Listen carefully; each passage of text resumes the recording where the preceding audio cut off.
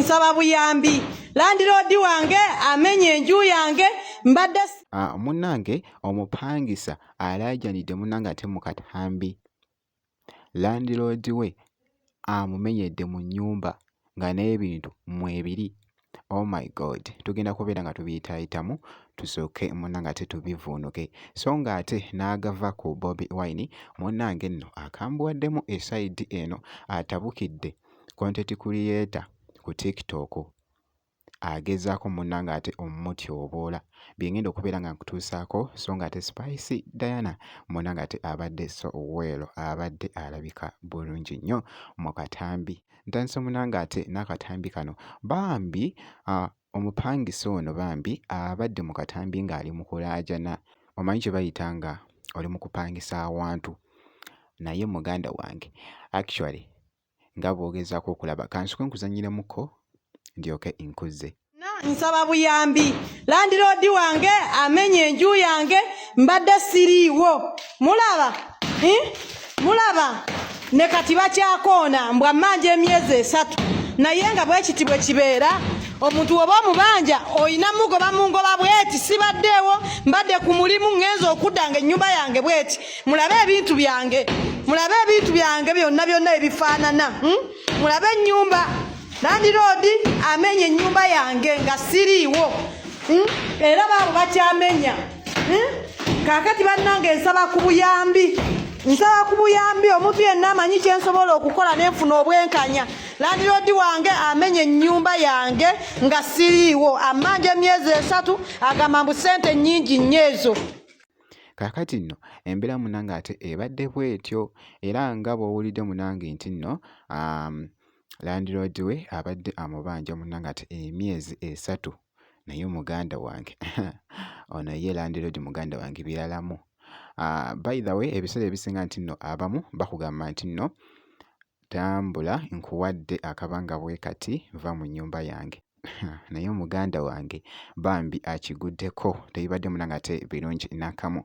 So nga nkwongeddeyoko ku Mr. Bobi Wine mwite munnange ate Kyagulanyi nno akyali munnange ate mitala w'amayanja.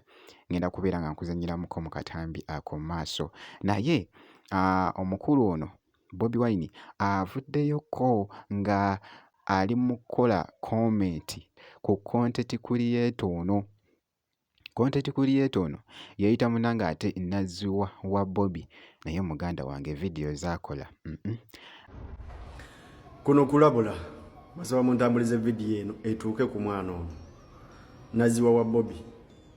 Naziwa, Mr. President yantumye nkugambe video zokozesa AI ng'omugattamu wamu n'ogattiramu ne maama wa Uganda zirekeraawo era ne ziwakola zennyini zijjeeyo.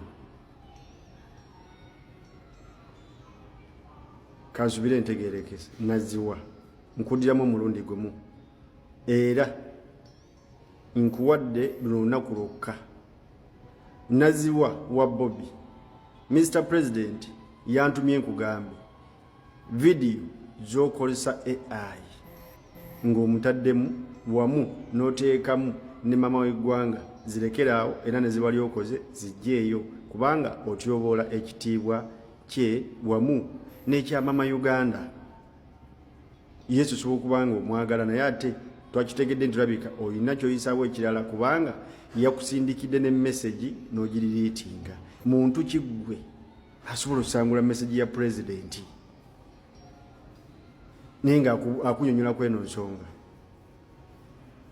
So jijjeeyo tukwadde olunaku lumu bw'onaagaana ogenda kuloozinga akawunti yo tambuza vidiyo. Nange mu butuufu tezinsanyusizaamu. Tetuganye nti noobeera oyagala omuntu naye yiga engeri gy'osobola omuhandolingamu.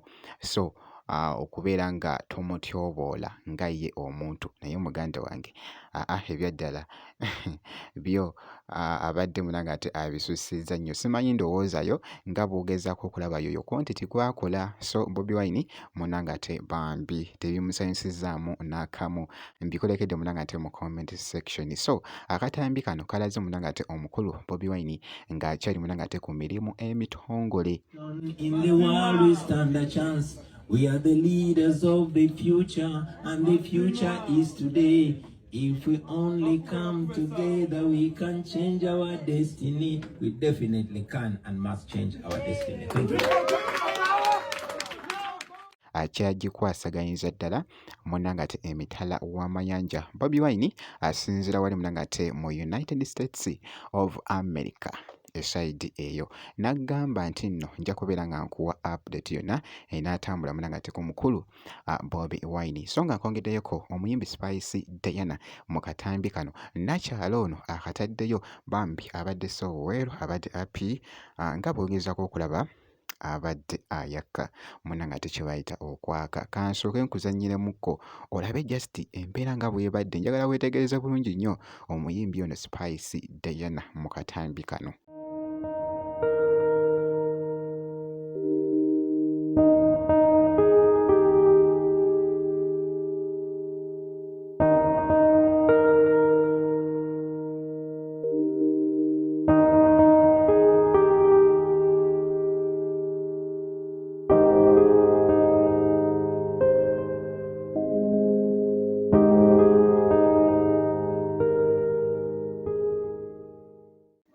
Kabadde kakutte nnyo munnanga ate vibe ku mukutu ogwa TikTok ye Spice Diana.